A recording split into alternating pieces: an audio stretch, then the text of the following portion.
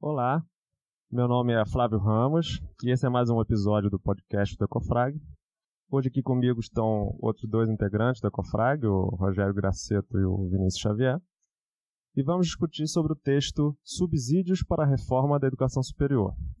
Então vamos começar um pouquinho falando da história desse texto, dessa reforma, né? E depois o Rogério e o Vinícius vão falar das outras partes. Pessoal, passei rapidinho aqui só para esclarecer uma coisa. Esse episódio foi gravado em 2014, então por isso vocês vão, às vezes, notar algumas inconsistências temporais nas nossas falas, mas nós achamos que o episódio ficou interessante e resolvemos publicá-lo assim mesmo. Então, aproveite aí o episódio. Bom, primeiro, esse texto é da Academia Brasileira de Ciências. Ele foi publicado em novembro de 2004 e, na verdade, foi uma solicitação do MEC, o Ministério da Educação e Cultura, para a Academia Brasileira de Ciências, para que ela pudesse dar uma contribuição do debate que eles estavam fazendo sobre essa reforma, a reforma do ensino superior. Então, a ABC, a Academia Brasileira de Ciências, fez um simpósio com vários acadêmicos, foi na sede da Academia Brasileira de Ciências, e depois eles fizeram um grupo de trabalho para preparar esse documento que foi publicado em 2004. Então, esse grupo de trabalho foi formado por 8 professores de várias universidades, FMG, UFRJ, URGS, tem gente da FINEP e tudo mais, coordenado pelo professor Luiz Davidovich, da UFRJ, e o MEC propôs que fossem discutidos 7 temas, né? O papel da universidade, o primeiro tema, depois a autonomia da universidade, o acesso e permanência, o financiamento, a avaliação, conteúdos e programas e estrutura e gestão. Aí esse grupo de trabalho achou mais fácil dividir em 3 temas e eles fizeram esse documento baseado nesses 3 temas que a gente vai comentar. Então, os 3 temas ficaram assim. O primeiro tema seria o ingresso, permanência e paradigmas curriculares. O segundo tema seria avaliação e financiamento. E o terceiro tema, autonomia, estrutura e gestão. Como esse terceiro tema é muito burocrático, tem muitas regras e coisas, a gente achou melhor deixar para lá e a gente vai falar só sobre os 2 primeiros temas. Antes de começar o primeiro tema, essa discussão se baseou no outro texto chamado Manifesto de Angra, que foi uma reunião em Angra dos Reis, feito lá pelos idos de 98, que foi promovida pela COPEA, que é a Coordenação de Programas de Estudos Avançados da UFRJ, Federal do Rio, e que vários professores assinaram, e eles assinaram individualmente, né, não estavam representando nenhuma corporação da entidade, então eles resolveram formar um grupo em defesa da universidade pública que eles solicitavam algumas reformas no ensino, na gestão e na organização da universidade para melhorar a qualidade do ensino superior. Então esse manifesto se baseia em 4 pontos. Primeiro, eles achavam que era necessário métodos inovadores da seleção para os alunos ingressarem, também na formação dos alunos, estimulando a iniciativa individual, estimulando, entre aspas, ensinando a aprender. O segundo ponto que o manifesto fala é que é preciso criar condições que permitam à universidade pública atender a demanda crescente do ensino superior de qualidade. Então, cada vez mais ia ter uma demanda para a entrada no ensino superior. O terceiro ponto é que, tanto na carreira universitária como na escolha dos dirigentes para a gestão, deve ser baseada no mérito e não no corporativismo. E o quarto ponto que eles falam deveria ter uma avaliação por pares, principalmente com predominância de elementos de avaliação que fossem externos àquela universidade, ou seja, não da própria universidade, e devia ser a base desse julgamento do mérito do ensino, do mérito da pesquisa, extensão, para a progressão na carreira dos acadêmicos. Então, esses 4 pontos, e eles acham que na graduação seria fundamental se desenvolver 4 características: estimular a iniciativa individual do aluno, a capacidade de pensamento crítico do aluno, o aprender a aprender e também estimular a capacidade de trabalhar em grupo ou trabalhar de forma cooperativa. Então, eles também apontam que para conseguir atingir essas características, a universidade precisava sobrecarregar menos os estudantes em sala de aula. Então, tinha que ter menos tempo em sala de aula e devia deixar mais tempo livre para trabalho pessoal, mas o tempo livre, que eles falam, não é tempo livre em casa, teria um tempo dirigido, um tempo que seria valorizado, tinha que criar um ambiente favorável, um laboratório, biblioteca, iniciação científica e tudo mais. E esse manifesto, então, foi a base, na verdade, desse texto que a gente vai falar hoje. Então, vou pedir para o Rogério comentar um pouco sobre a primeira parte do ingresso, permanência e paradigmas curriculares, e a gente vai comentando em cima disso. Então, o texto segue, antes deles falarem especificamente desses 3 temas de ingresso, permanência e paradigmas curriculares, eles colocam essa discussão toda sobre a reforma universitária no Brasil que eles estão propondo dentro de um contexto de discussão da reforma universitária em todo o mundo. Nos Estados Unidos, eles apontam vários exemplos de modificações que estão ocorrendo nos cursos de bacharelado, e na União Europeia como um todo, sobre o processo de Bolonha de uma certa unificação dos cursos de bacharelado e da sequência do ensino superior, dessa uniformização em toda a Europa com um ciclo de 3-2-3 que a gente vai explicar e discutir mais para frente. E eles falam que essa reforma toda que está ocorrendo no mundo e que eles se baseiam nessas ideias para o Brasil está ocorrendo por causa da aceleração do conhecimento atualmente, da aceleração das mudanças tecnológicas e de um maior acesso ao ensino superior, que está trazendo uma maior quantidade de pessoas e com backgrounds variados, e por outro lado tem a demanda da sociedade, que é uma demanda que não estava bem casada com o que a universidade estava oferecendo no mundo e que eles acreditam que não está oferecendo no Brasil para responder essas novas demandas. Então, fora do Brasil, eles acham que tem uma visão já, um certo consenso de que os ciclos têm que ser relativamente curtos dos cursos superior, tanto de bacharelado quanto sequencialmente depois, que não deve haver uma especialização precoce, ou seja, o bacharelado deve iniciar de uma maneira mais generalizada. Esses são os 2 pontos principais. Como que tem que ser esse bacharelado, como que é a filosofia dele, ainda não está definido, não tem um consenso geral, mesmo porque eles propõem mais para frente no texto que você tem que adotar um sistema diversificado, que é um modelo mais de acordo com o que é encontrado nos Estados Unidos. No Brasil, eles acreditam que a gente está com um descompasso muito grande em relação a essas ideias, essas propostas de acompanhar essa necessidade da sociedade, onde o conhecimento está se acumulando muito rápido, as mudanças tecnológicas às vezes ocorrem num ritmo que não é possível acompanhar dentro dos cursos de graduação. A gente está muito atrás, segundo eles, porque o nosso sistema de ensino superior não está sendo capaz de oferecer uma educação para a quantidade maior de jovens que estão ingressando.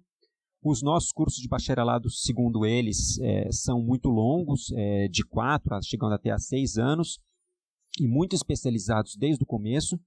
E uma coisa que eles não vão tratar no texto, mas que eles acham que deveria ser tratado se você quisesse realmente atacar esse problema mais a fundo, é o excesso de regulamentação das profissões de nível superior no Brasil, principalmente pelos órgãos de classe, pelos conselhos.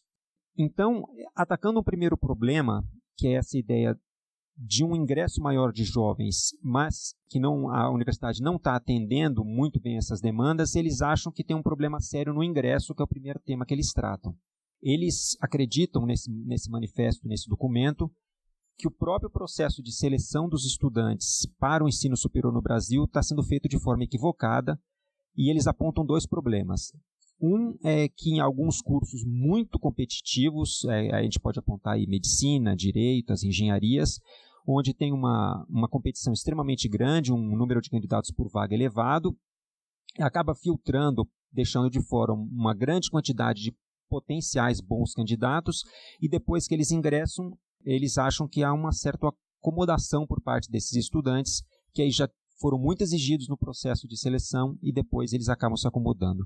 E aí, por outro lado, o reverso dessa moeda é alguns cursos com muito pouca procura, onde você tem uma facilidade de entrar e uma dificuldade após o ingresso, como alguns cursos na área de física e matemática, onde tem pouca concorrência, mas depois que entra é necessário uma certa aptidão dos estudantes para poderem seguir com essas áreas extremamente especializadas, e o que tem gerado um índice alto de evasão. Então, o que eles propõem que a escolha não seja precoce, que a escolha seja postergada para um ponto posterior após a entrada no ensino superior. Então, não haveria essa competição extremamente grande no início, mas você permitiria que mais pessoas se ingressassem, haveria um ciclo básico, não da forma, segundo eles, como é feito o ciclo básico no Brasil, mas um ciclo básico real, com matérias mais genéricas, e depois desse ciclo básico, aí sim os estudantes teriam melhores condições de competir para os cursos mais avançados, que eles acham que assim isso cria uma dupla competição saudável, ou seja, os alunos depois que ingressam, eles teriam essa formação básica, sólida, generalizada, e aí depois eles competiriam para entrar nos melhores cursos. E por outro lado, os departamentos competiriam entre si para poder atrair os melhores alunos. Então você ganharia nas duas pontas, mas nesse ciclo básico, em alguns casos, o aluno poderia se contentar com isso e sair com um diploma básico de curso superior. E aí eles dão alguns exemplos, nesse ponto que a gente pode talvez começar a discutir. Por excesso de uso da palavra competição, talvez isso não fosse muito bem recebido por uma parcela do mundo acadêmico que enxerga essa competição de forma negativa, embora não enxergue a competição para entrar no vestibular de uma forma negativa. Você quer comentar alguma coisa, Flávio? Vou deixar o Vinícius ainda não começou a falar, deixa ele comentar sobre essa parte da competição. Pode ser. Uma coisa que eu vejo de talvez negativa nessa proposta é que eu não sei se vai realmente diminuir essa evasão. Eu não sei se vai ser efetiva essa sugestão, realmente acaba conseguindo o que ela se propõe fazer. Porque eu acho que, na verdade, sempre vai existir a procura maior, vai ter sempre as áreas mais concorridas e as menos concorridas, e você só atrasar um pouquinho essa decisão, não vejo isso como uma solução. Então, eu acho que ele propõe uma coisa que acho que é iminente ao processo. Sempre vai ter as áreas com maior busca e áreas que vão acabar tendo menor procura. Nessas com menor procura tem uma tendência a concorrência é menor, justamente a competição é menor, e aí acho que vai continuar mais ou menos a mesma coisa. Acho que querem resolver um negócio que não sei se tem solução, na verdade. Mas quanto à competição, você acha que é saudável? Ou se vai dar confusão, principalmente com o pessoal de humanas? Não, a competição em si eu não vejo como um problema, e não sei se encarariam dessa forma. Eu só acho mesmo que não sei se resolve a questão. Acho que é uma coisa meio intrínseca todo esse processo. Tem as áreas que são sempre mais procuradas, vão continuar sendo mais procuradas depois, talvez diminua alguma coisinha, mas eu acho que não a ponto do quadro mudar substancialmente, assim. Então, eu não sei, na verdade, se isso é uma coisa que é passível de se resolver. Acho que sempre vai existir áreas mais procuradas e áreas menos procuradas. Acho que é meio natural. Na verdade, eu não sei, né? Nessa proposta dele, como eles propõem para entrar são 3 áreas tão amplas, o que eu vejo mais é que eles falam assim, talvez a gente possa recuperar aquele estudante que foi limado num processo extremamente desgastante, por exemplo, num curso de medicina ou num curso de engenharia. Com esse ciclo básico, talvez ele não tenha conseguido por, sei lá, alguns décimos, ou nessa competição até meio desumana que ocorre em alguns vestibulares, e aí você pode recuperar ele talvez para outros cursos. Nesse ciclo básico, talvez ele conseguisse crescer e aí enfrentar uma competição um pouco mais igual do que só uma escolha prévia não permite a ele fazer isso, ou talvez ele possa mudar de ideia sendo exposta a novas áreas do conhecimento nesse ciclo básico, porque é um ciclo básico bem básico, pelo que eu entendi da proposta deles. Eu acho que faltou para a gente discutir melhor aqui, ele propõe as 3 áreas de ingresso, né? Então, só fala essas 3 áreas assim, porque eu acho que é mais importante o pessoal saber antes da gente começar a discutir isso. Nesse ciclo básico, ele propõe que o ingresso seja feito em 3 grandes áreas, que seriam, grosso modo, biológicas e saúde, as exatas e as humanidades e artes. E aí depois de um ciclo básico de 1 a 2 anos, ele fala que tem vários modelos no mundo, geralmente ciclo básico nos Estados Unidos tem de 1 a 1,5 a 2, também na Europa, principalmente na Inglaterra, tem um ciclo básico de 1 ano, onde em alguns locais os alunos escolhem diversas disciplinas, ele não entra num curso específico, e aí depois desse ciclo básico que você acaba selecionando qual o curso superior específico dentro dessa grande área que você queira. Então seriam ciências básicas e engenharia, ciências da vida seria outra possibilidade de ingresso, e o terceiro seria humanidades, artes e ciências sociais.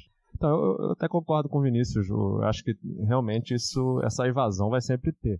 Talvez o que melhore um pouco é no caso das evasões em áreas onde há uma sobreposição grande. Então, por exemplo, falando da biologia, nossa área, né? às vezes tem uma sobreposição grande com biotecnologia, pode ter uma sobreposição grande com biomedicina, farmácia, e aí a pessoa que está meio indecisa não sabe exatamente onde termina um, onde começa outro. Nessa hora, ele não precisaria escolher um deles, né? Então entraria nessa grande área, que seria ciências da vida, né? No caso da biologia. Aí depois desse 1 ano, 2 anos, ele teria uma visão melhor, um detalhamento melhor para saber, bom, não, o que eu gosto mesmo é farmácia em vez de biologia. Eu pensei que era biologia, mas na verdade eu gosto mais da biotecnologia, ou então eu acho que biomedicina, acho que a evasão talvez diminuiria nesse inteirinho, mas eu acho também que a evasão vai ter sempre, isso é inerente de áreas mais concorridas e menos concorridas, e de estímulos, inclusive, por salário e status da sociedade. Então, medicina e direito tem um status da sociedade que professor não tem, né? Então, cursos que preparam para a licenciatura vai ter um status menor, salário menor da universidade e uma busca menor e uma evasão maior, consequentemente. Eu acho que é mais por aí mesmo. Acho que é uma demanda da sociedade, que aí não vai conseguir talvez resolver isso só no ensino superior. Quando você tiver a valorização dessas outras carreiras, inclusive em termos de remuneração, as pessoas entenderem a importância dessas outras áreas, aí a coisa pode começar a diminuir essas diferenças e aí você vai começar a ver concorrência maior também nessas áreas e aí naturalmente isso diminui, né? Mas eu achei interessante a proposta, eu acho também que não vai resolver o problema da evasão, mas acho que resolve um dilema que muita gente tem da escolha, né, da área. Essa escolha da área realmente é meio cruel, você com 17 anos escolher já uma profissão, sendo que muitas profissões não são muito claras, né? Então você tem engenharia, né, que tem bilhões de especialização. Então qual engenharia eu tenho que fazer? Se bem que engenharia ainda se pode, você tem um ciclo básico deles lá meio diferente do que ele está propondo aqui, mas eles chamam de ciclo básico.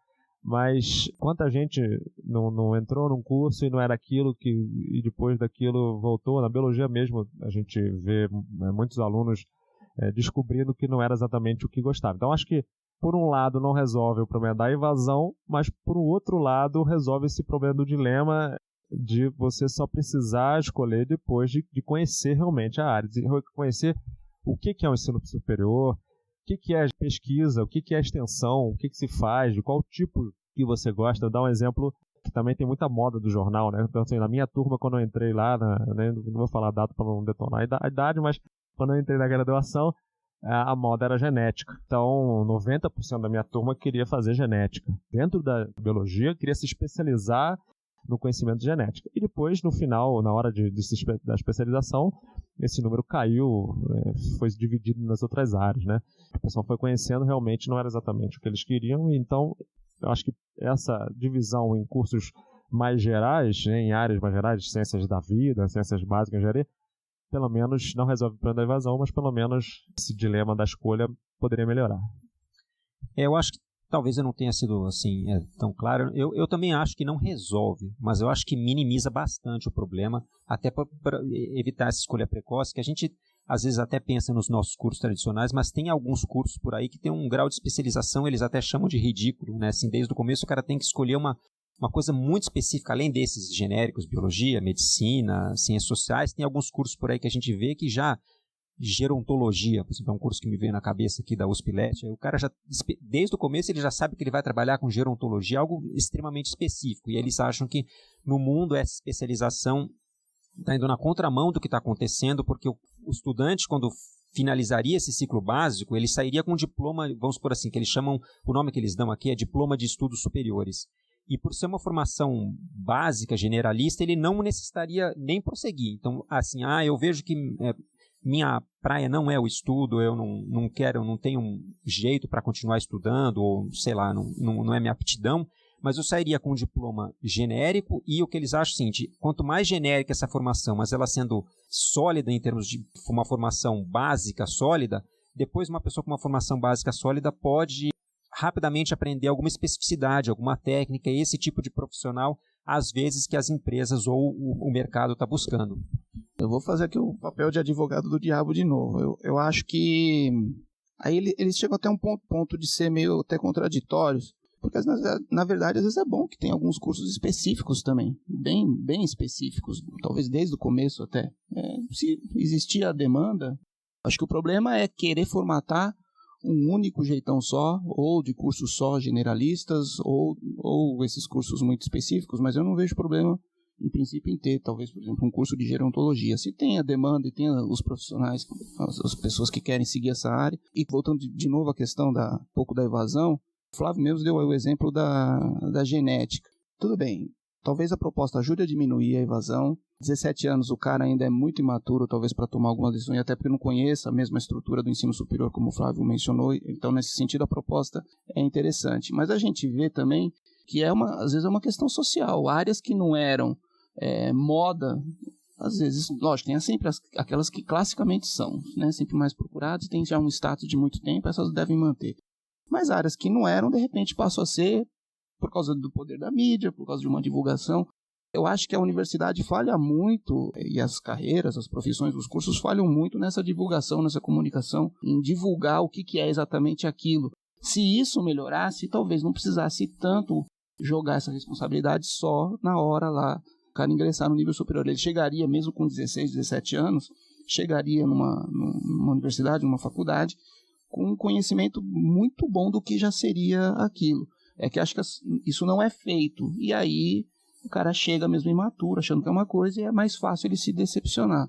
Não acho que isso invalida a proposta, acho que a proposta é válida, mas acho que deveria ter também esse outro lado né, a gente só fica pensando na hora que o aluno chega aqui. Na verdade, as universidades, as academias talvez deveriam chegar nas escolas ainda e explicar e ter um espaço de divulgação do que é esse ensino superior, mesmo que seja nessa nova proposta. Explicar as carreiras antes dos caras ingressarem nas carreiras. Só concordo, acho legal também. Acho que isso tem que ser, são várias iniciativas, né? Uma iniciativa, acho que é pouco, mas só rapidinho esclarecer uma coisa que muita gente confunde, que esse ciclo básico que eles estão falando e depois, se a pessoa não quiser continuar, recebe o diploma, e é diferente de um curso técnico. Formação é totalmente o contrário. Enquanto o técnico é altamente especializado num determinado assunto, né, e o ensino é prático, né, uma coisa mais prática, esse ensino superior que eles estão propondo, esses ciclos de 2 anos e meio, 3, para receber esse diploma. Qual é o nome do diploma, Rogério? Diploma de Estudos Superiores. Diploma de Estudos Superiores seria ao contrário, um generalista, seria formado com coisas mais gerais, de saber pensar sozinho, saber trabalhar em grupo, com questões mais gerais, de pensamento crítico, diferente dessa parte técnica. Só para esclarecer esse ponto aí. Até em certo ponto, o que o professor Vinícius falou, eles contemplam mais para frente, né? Eles também não propõem um modelo único, né? Uma coisa que talvez a gente vai discutir mais para frente, eles propõem uma diversidade de modelos. Ele acha que não tem que ter uma fórmula única. Até alguns deles, baseados nos community colleges dos Estados Unidos, que seriam um pouco esses cursos mais especializados que você comentou. Eu só acho que eles não foram tão a fundo nessa ideia do ciclo básico como eles mesmos propõem de ser uma formação sólida, ampla, mais básica, porque o exemplo que eles dão é um único exemplo, já que não dava para desenvolver a ideia em muitos detalhes, é um ciclo básico da área de ciências básicas e engenharia, onde eles falam, uma possibilidade seria 8 créditos de cálculo, 8 créditos de física, tantos créditos de química, tantos créditos de biologia. E aí eu acho que eles voltam para essa abordagem que é muito comum aqui, de ser muito conteudista. Você fica pensando ainda em termos de disciplinas, em vez de pensar em termos, como eles mesmos falaram, termos mais amplos. E aí tem a ver até com umas ideias que a gente vem discutindo aqui, que poderiam ser... Eles até falam isso um pouco, né, de língua portuguesa, redação técnica e científica, análise e interpretação de dados, né, que é uma coisa que vai servir para qualquer área que você vai utilizar. Então, isso talvez fosse uma formação genérica, né? Saber ler e interpretar resultados, saber ler e interpretar trabalhos técnicos e científicos, saber pensar cientificamente, porque isso vale em qualquer área, mesmo fora do mundo acadêmico, né? A estrutura de pensamento é muito útil. Então, acho que aí, nesse ponto, eles acabaram nem indo tão a fundo quanto eles mesmos poderiam. A lógica, né? Lógica, matemática também. Por isso que eu acho que a proposta que eles dão no texto seria, de geral, seria português, história do Brasil e computação, né? Como é que é? Computação, mas eles também falam dessas coisas, eles falam ciência da computação, isso é uma coisa, ferramentas computacionais básicas. Isso serve para qualquer coisa que a pessoa for fazer. Né? E lógica. Né? Até alguns aspectos que aí arrepiam um pouco os estudantes, mas filosofia da ciência, que a gente acha que é super importante, para a pessoa entender o papel do que ela está fazendo ali, não ser um mero operário científico, né? Para quem quer seguir a carreira acadêmica, seria outra disciplina muito importante, né? Metodologia.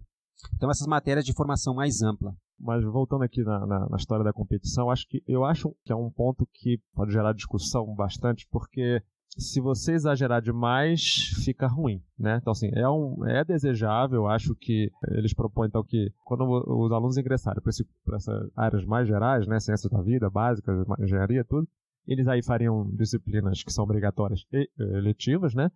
E aí, depois de 2 anos, 3 anos, eles poderiam se especializar, escolher áreas mais especializadas, escolher o que fazer. Quem poderá escolher, primeiro, vão escolher os alunos que seriam melhores índices acadêmicos. Então, os melhores alunos, quem se dedicar mais, teoricamente, vai poder escolher essas áreas. Então, isso geraria uma competição entre os alunos para eles terem um melhor desempenho. Então, hoje, um dos problemas atualmente na universidade, a gente vê muitos alunos desmotivados, ou sabe que estudar o básico, passando na matéria, tá beleza, o outro que estuda mais não é premiado. Alunos excepcionais, né, que está muito acima da média, eles às vezes têm a evasão, é muito menor essa evasão, mas tem essa evasão pelo desestímulo de que a média da universidade, as aulas são dadas para a média do grupo, então os alunos não conseguem evoluir, apesar de ter essa gana, essa capacidade.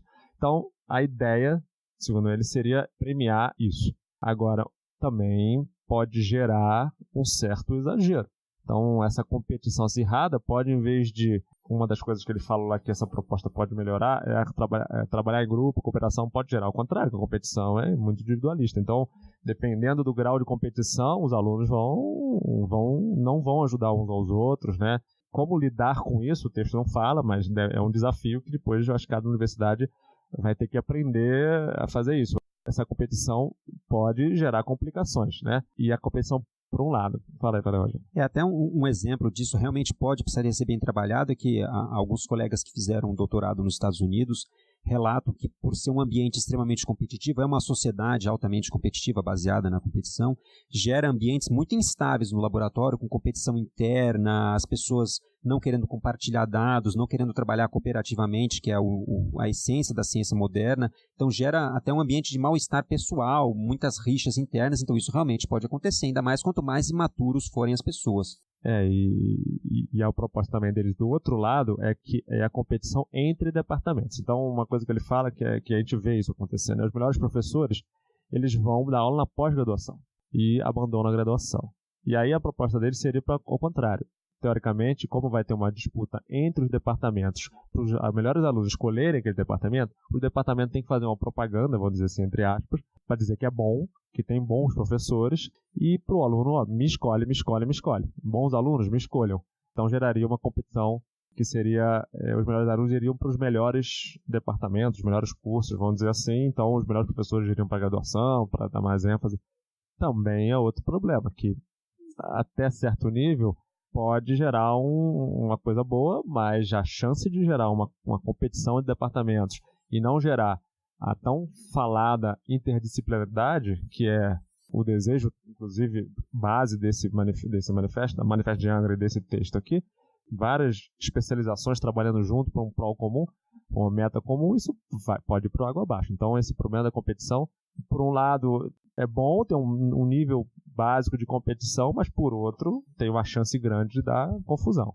E seguindo um pouquinho na proposta deles, tem um tópico, esse sim, extremamente interessante, que tem havido até um certo consenso já, mas não tem havido tanta mudança nesse sentido, que eles propõem uma mudança na forma como é dado o ensino.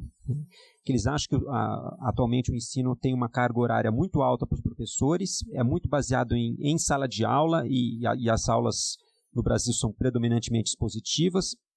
Então, isso, por um lado, desmotiva o aluno de perseguir ou correr atrás de alguma informação ou de um papel mais ativo, ele fica extremamente passivo, desmotivado, e o professor extremamente onerado com excesso de carga horária, excesso de preparação dessas aulas. e o que eles propõem é uma redução da carga horária, mas em sala de aula, e a substituição disso por outros tipos de atividade, entre elas estudos em grupo, trabalho individual e oficinas de trabalho. E aí nessas oficinas de trabalho pode talvez implementar outras ideias que o professor Flávio comentou, de interdisciplinaridade, ou você atacar algum aspecto mais avançado daquela área de pesquisa, alguma coisa que interesse o aluno e com isso aumenta o grau de motivação porque ele vai, digamos assim, correr atrás de algo que ele efetivamente se interessa. Então, talvez, se as ideias genéricas deles colarem ou não colarem, forem aceitas ou não, é um ponto. Mas essa ideia da mudança da forma como o ensino é dado tem tido muita discussão hoje em dia. A gente está caminhando lentamente, mas tem tido algumas propostas interessantes já no Brasil. Eu concordo também, acho que... Mas, de novo, é naquela tecla. Às vezes, quebrar um pouco para também isso não virar o outro extremo, também como o próprio Flávio também já comentou. Um jeito de quebrar isso é manter também uma ou outra aula expositiva. Tem aulas expositivas, aulas, né, no modelo mais tradicional, excelentes também. Então, acho que tem que ter espaço para tudo e acho que a diversidade aí que seria a palavra de ordem, né? Acho que não é a proposta do documento, não é um formato único, eles mesmos respaldam o tempo todo a discussão em cima disso.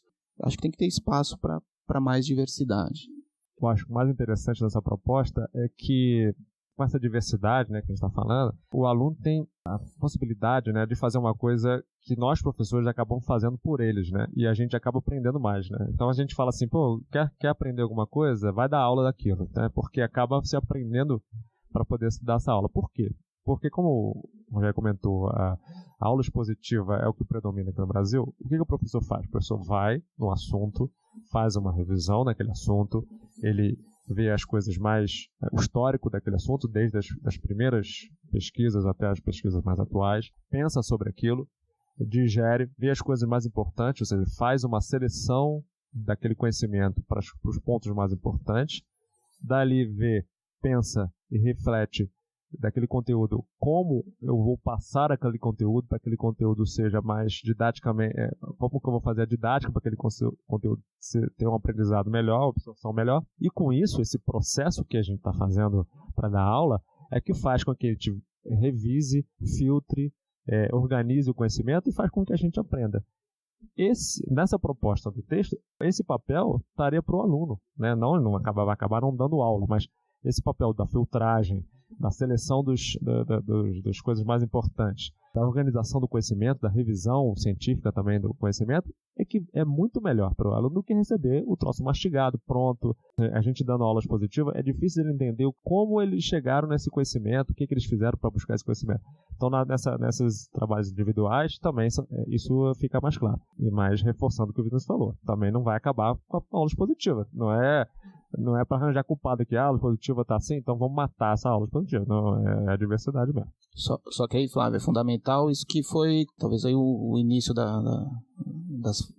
parte que o Rogério apresentou, precisa rever realmente o conteúdo.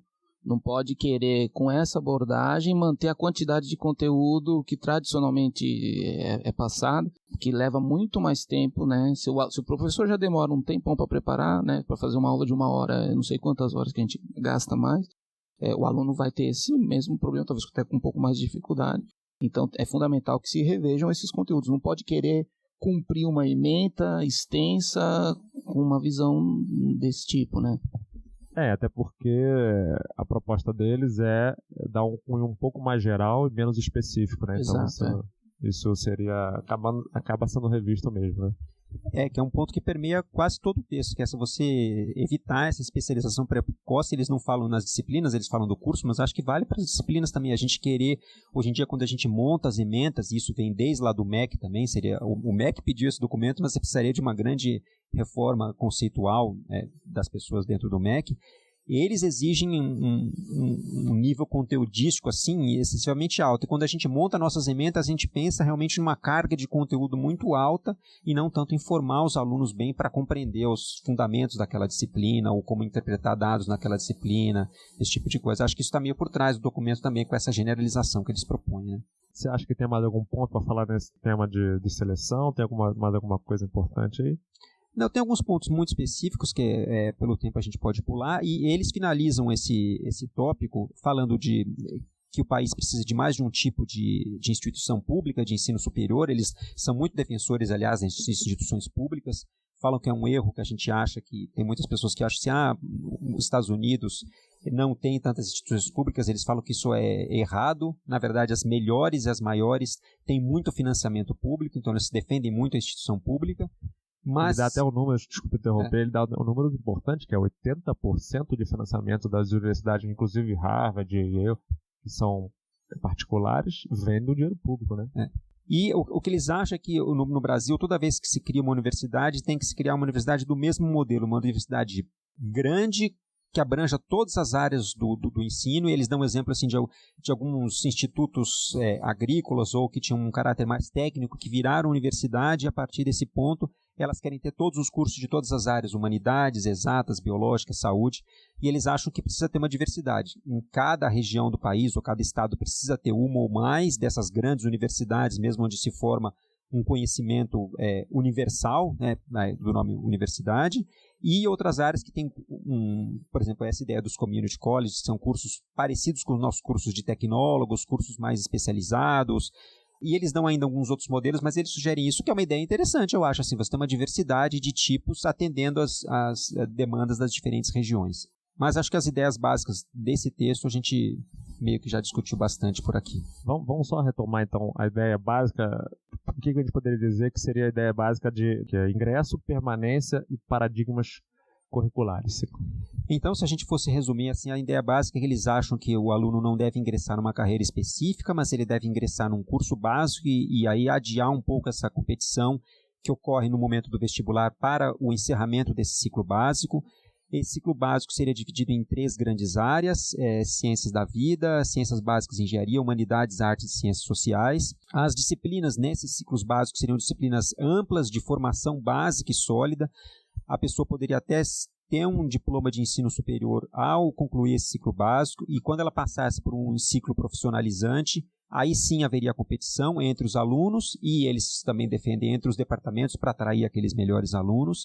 E tanto no ciclo básico quanto nesse ciclo profissionalizante teria uma maior flexibilidade da forma como as disciplinas são dadas, menos tempo de carga horária em aula e mais tempo de trabalhos individuais, externos, trabalhos em grupos e oficinas de trabalho, uma maior quantidade de disciplinas eletivas para o estudante poder escolher e flexibilizar o seu currículo de acordo com os seus interesses, e uma diversidade de instituições públicas de ensino superior. Acho que mais ou menos são essas as ideias básicas desse tópico. Eu queria só registrar 2 coisas sobre essa parte que o Rogério apresentou do texto.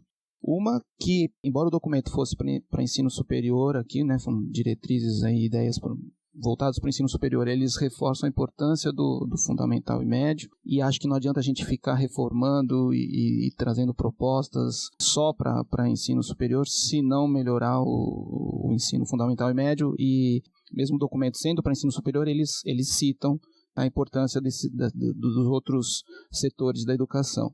E acho que talvez até preocupados com esse ciclo básico, às vezes acabar descambando ou virando um nivelamento para suprir deficiências que às vezes o aluno traz justamente do ensino fundamental e médio, que não pode ser esse o papel desse ciclo básico, às vezes isso é confundido um pouco. Isso era uma coisa. A segunda coisa é com relação à parte de ingresso, que o Rogério sintetizou aqui, e eu acho que tinha que também ficar registrado, acho que é muito importante, que eles falam da intensificação, de ampliar mesmo o acesso, né, a inclusão social, então essa democratização de acesso ao ensino superior que a gente tem observado, mas eles colocam claramente que é por questões sociais e não por cotas raciais. A questão aí das cotas raciais, eles falam que não tem fundamento científico. Então é importante porque é um parecer de acadêmicos, mostrando que não tem base científica no Brasil e em nenhum lugar do mundo, na verdade, para essa divisão de cotas por raças. Não tem esse sentido, embora eles defendam algum tipo de cota, por exemplo, para quem vem de ensino público ou por faixa social menos favorecida. E isso acho que é importante estabelecer, que a gente não vê, na verdade, isso sendo seguido, nem como decisão governamental, tá? Bom, beleza. Então, acho que vamos partir para o segundo tema, né? Que seria avaliação e financiamento, que isso estaria mais ligado aos professores, né, acadêmicos e à própria universidade. Então o Vinícius vai falar um pouquinho sobre esse ponto aí. Bom, essa parte eu acho que é um pouquinho mais rápida. Ele defende, então, que o ensino superior, 2 aspectos que não podem faltar: o financiamento, para manter essa estrutura toda, que não é barata, e a avaliação. Tá? Em relação à avaliação, ele divide esse tema em duas partes: a individual, né, então, em relação ao docente, e a institucional, onde o docente está trabalhando e recebendo esses alunos. Em relação à avaliação individual, eles destacam a dedicação exclusiva, que é importante que seja mantida para que o cara possa realmente desenvolver todas as atividades eminentes à sua função, mas eles também defendem que em algumas áreas mais técnicas, onde o cara precisa ter uma experiência profissional, cabe não a dedicação exclusiva, mas uma dedicação parcial. Só pedir para você explicar, que muita gente às vezes não entende essa estrutura, porque existem 3 tipos, né, além da dedicação exclusiva, existem outros 2 tipos, né, para explicar um pouquinho. Tem a dedicação exclusiva e a dedicação parcial e regime de 20 horas, né. A dedicação exclusiva, o cara trabalha 40 horas semanais e só pode fazer aquilo, né. Mas tem a 40 horas, é 20, 40 e 40 com dedicação, né? Isso. E com 20 horas, ele, na verdade, pode trabalhar metade desse tempo e o outro, né, o outro restante do seu tempo ele pode se dedicar para atividades profissionais específicas. Então, por exemplo, pode ser importante na área de medicina. A gente está vendo essa realidade agora com esses vários cursos de medicina sendo abertos nas universidades públicas, engenharias. Então, algumas áreas assim que exigem essa experiência para o cara conseguir executar bem a função, são essenciais. Às vezes nessas áreas não cabe a dedicação exclusiva e eles defendem então essa possibilidade. A outra questão é com relação ao regime probatório. O regime probatório é a fase que a gente, depois que ingressa no concurso numa universidade pública federal, a gente fica ali meio em fase de experimentação. Eles defendem que isso é importante até você ser realmente efetivado, né? Ser considerado estabilizado dentro da instituição. E eles defendem que isso seja mantido, mas que seja estendido, seja um tempo mais extenso e que o cara seja avaliado durante esse período. E que essa avaliação, na verdade, seja feita por pares externos, né, até de outra instituição, e não pela própria instituição. Com relação à avaliação institucional, alguém queria falar sobre isso? Então, eu queria comentar que eles falam explicitamente que essa avaliação é pro forma, e sem ser hipócrita, a gente sabe que é assim mesmo que ocorre, né? Assim, às vezes tem alguns professores mais novos que chegam e aí ficam um pouco assustados talvez nos 3 primeiros dias, eu estou em regime probatório, mas logo depois ele percebe que realmente é uma avaliação pro forma e seria importante que fosse feita de maneira correta, e por pares internos é muito difícil ter, porque você está com os seus colegas ali, alguns institutos são pequenos, tem uma relação pessoal, por isso que é importante a relação externa, e mesmo essa não garante. É até um debate um pouco difícil. Você tem muitos países no mundo, na Europa e nos Estados Unidos, onde não há nenhum tipo de estabilidade. Isso algumas vezes gera algum tipo de problema, como um excesso de pressão, um excesso de competição interna, que talvez não seja salutar.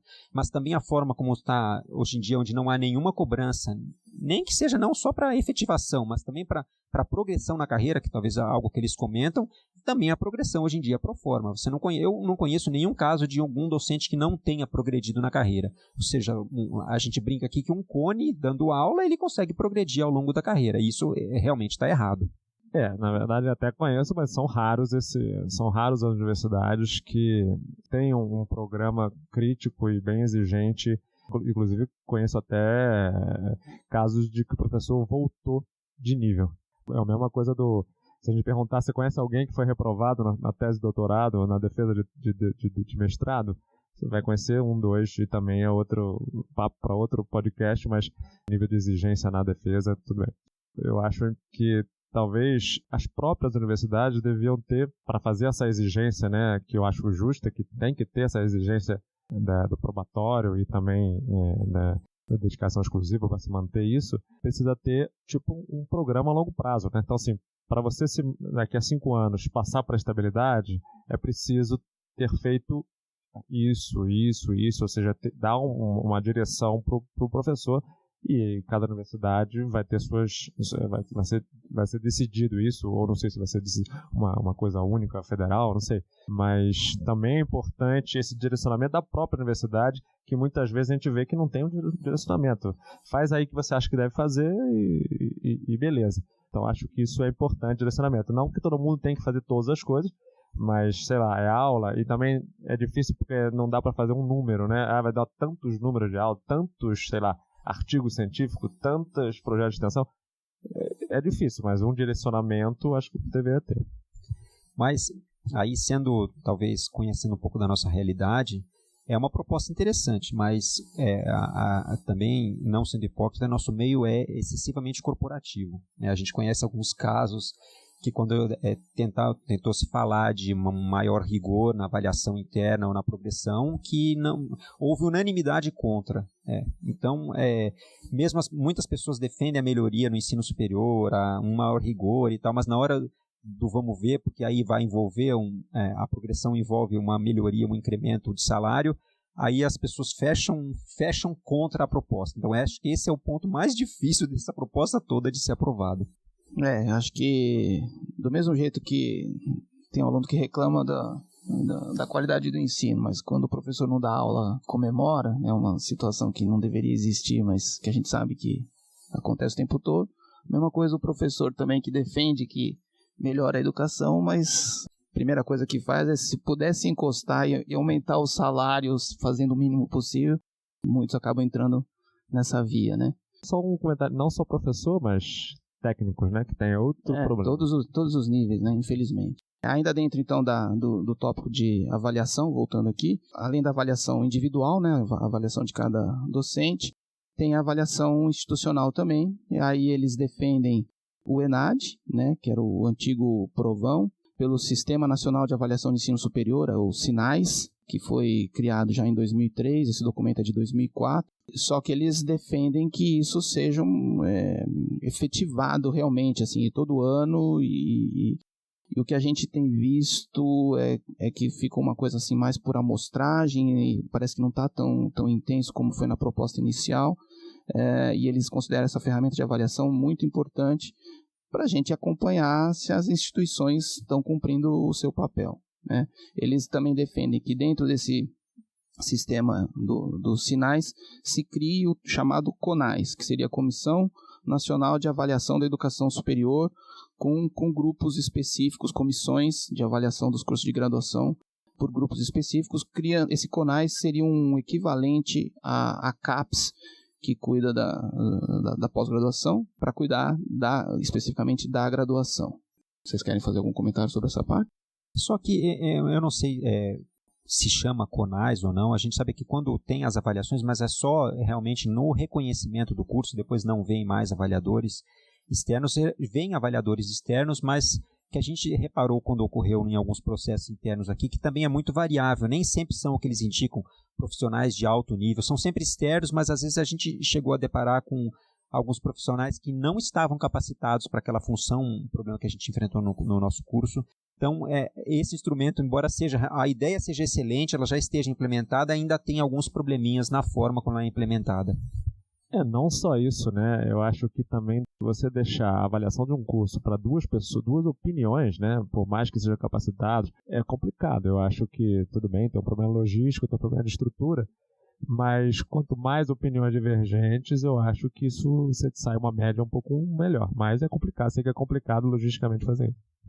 E a gente sabe, assim, esse é um problema mais sério ainda quando se trata das instituições privadas de ensino superior, porque a gente ouve falar muitos casos, até esses dias eu vi um caso aqui perto de uma faculdade, uma cidade próxima, onde teve suspeitas muito fortes de um certo, digamos, favorecimento ao curso por presentinhos ou outro tipo de benefícios que pode ser dado a essa comissão. Então, sendo em dois, também aumenta essa chance desse tipo de problema, que a gente ouve falar, a gente não tem nenhum dado específico, mas ouve muito falar aqui e ali e acredito que possa ocorrer mesmo.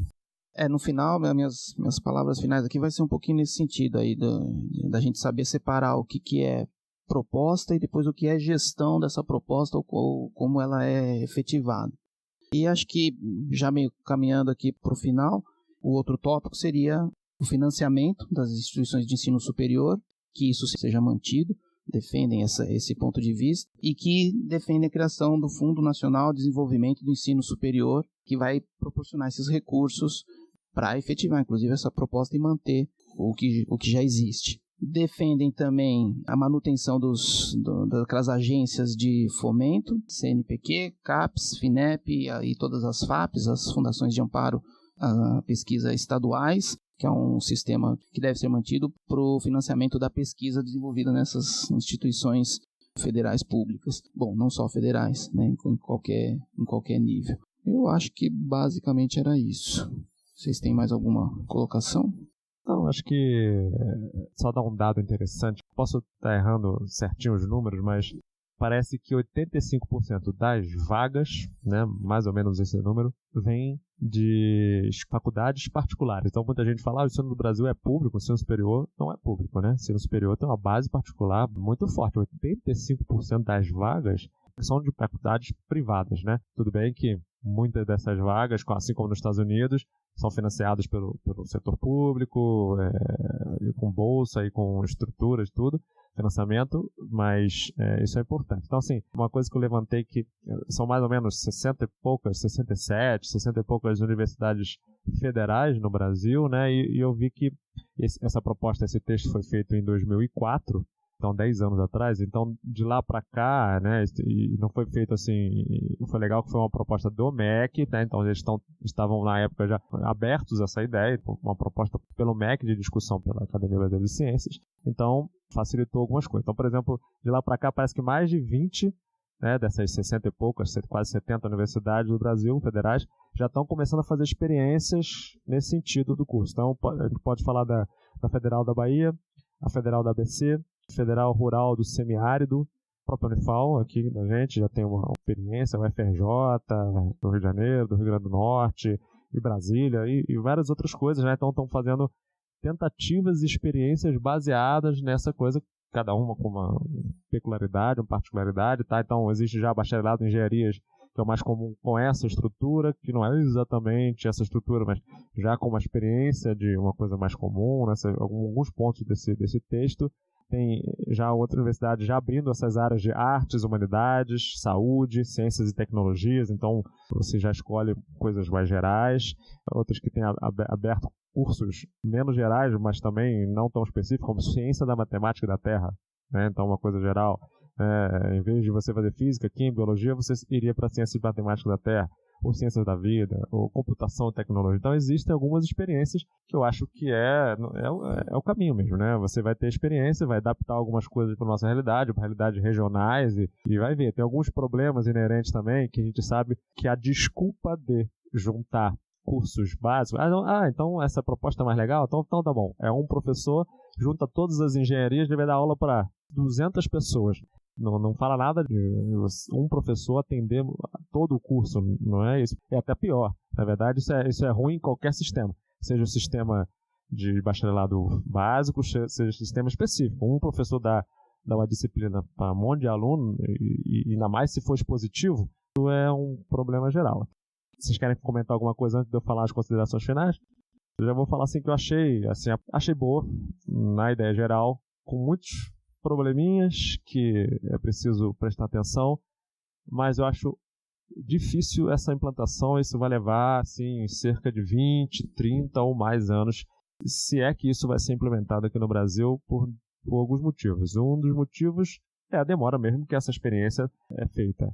Outro é a resistência de mudança, que é normal no ser humano, né? Então você está acostumado e treinado para uma situação, tanto os professores quanto os alunos se fazerem de outro jeito é uma coisa meio complicada, mas eu acho que melhoraria bastante, de forma geral, se várias dessas ideias fossem implementadas. Então, escolher a profissão depois da seleção, acho que seria legal. Escolher as disciplinas que mais te agradam, então você fazer a sua própria formação, você poder escolher a sua própria formação e não ter muitas disciplinas obrigatórias, me agrada muito.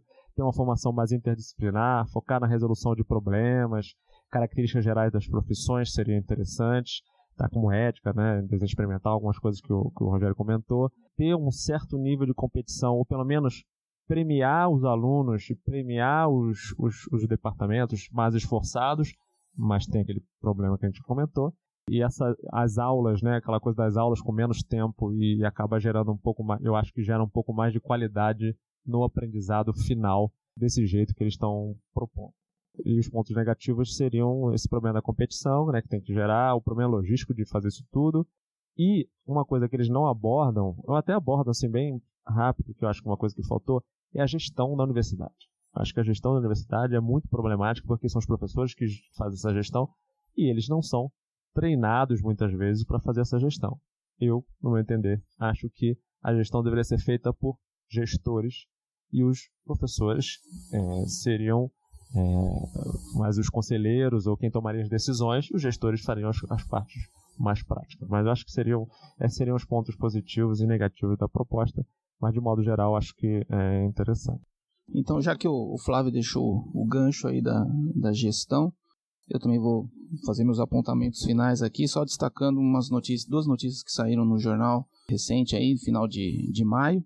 Entrevista com o secretário da Educação de Nova York, que chama Andrés Alonso. Ele coloca que dizer que o problema da educação é só financeiro, ou só uma questão de investimento, não é verdade. Muitas vezes o que falta é justamente a gestão. Lógico que dinheiro sempre é bem-vindo, mas desde que seja bem gasto. Ele deu o exemplo dele próprio, onde, quando secretário da Educação, eles não podiam lá aumentar a receita, e na verdade a estrutura estava inchada, com muita gente lá que não era qualificada. A primeira coisa que ele teve que fazer foi uma limpeza lá, demitiu 400 pessoas que não tinham nem a qualificação necessária, então era um cabidão de emprego. Então, resolver os problemas da educação não se resumem a aumentar os recursos, aumentar o investimento, né? Isso é uma coisa. A gestão tem que acompanhar isso tudo. É importante tomar cuidado entre, né, saber separar justamente o que é proposta e o que é efetivação daquela proposta, que depende justamente da gestão, né? Eu vejo a maioria das propostas aqui como iniciativas bastante válidas, só que às vezes a efetivação disso não se dá de uma maneira talvez muito adequada.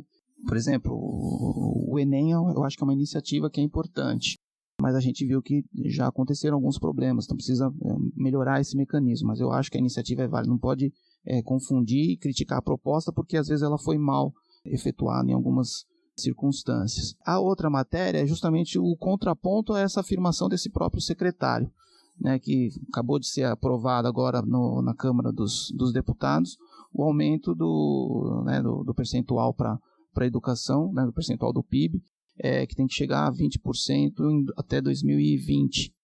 Então é o outro lado da proposta, que também não dá isso, o documento também deixa bem claro, não dá para falar em melhora, em reformar o ensino superior ou mesmo os outros níveis da educação brasileira, se também não tiver investimento, né? Até comparado com outros países, o Brasil investe relativamente pouco do seu PIB em educação. A gente precisa melhorar, coisa que é chavão, todo mundo já sabe, eles também comentam aqui, mas se não melhorar salário de professor de ensino fundamental e médio, não adianta a gente ficar trazendo só propostas para o ensino superior, porque a gente tem esse gargalo já lá na base. A evasão que a gente está discutindo e preocupado aqui no ensino superior é imensamente maior nessa base também, então muitos já ficam de fora desse sistema e nem chegam, né, nisso que a gente está discutindo aqui. Então é por aí, tem que se preocupar com as duas coisas, com a gestão e com o aumento desse investimento. E que as coisas em educação são de longuíssimo prazo. Então esse documento que a gente está discutindo aqui em 2014 já tem 10 anos, é de 2004, não é novo, isso não é uma coisa nova. Mas a educação é assim, é um investimento que vai ser feito, esse aumento do percentual do PIB para a educação é para 2020, e a gente sabe que a educação é uma coisa assim, que você vai investir, vão ser várias gerações depois é que vão começar a perceber aquela melhora, aquele investimento. Não vai ser uma coisa às vezes que a gente vai conseguir visualizar, vislumbrar, mas se não fizer agora, a gente vai ficando para trás, já estamos para trás, né, em relação a outros países aí. Então se a gente não correr atrás disso agora, pensando nesse futuro, vamos ficar ainda mais defasados, né? Tá, então só para fechar rapidinho, como já foi comentado aqui, tem algumas propostas mais práticas, menos práticas, e acho que no curto prazo, talvez o que poderia ser mais fácil de ser implementado, porque depende de uma vontade de um menor grupo de pessoas, seriam as mudanças dentro dos próprios currículos dos cursos, né?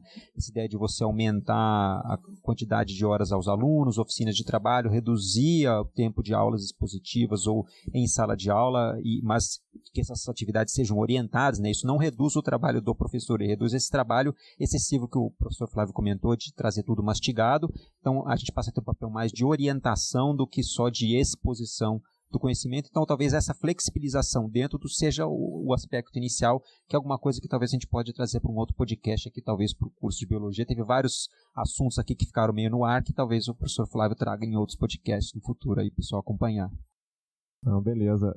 Uma coisa que o Vinícius falou que me lembrou, que é importante, antes de fechar aqui, essa coisa do financiamento, né? Acho que também muito dessa valorização que a sociedade vê nas profissões, então as profissões mais valorizadas, né? Dentista, médico, né? Direito, também tem a ver com a economia, né? Nas discussões de defesa de aumento de salário de professor, principalmente o professor de ensino médio, né?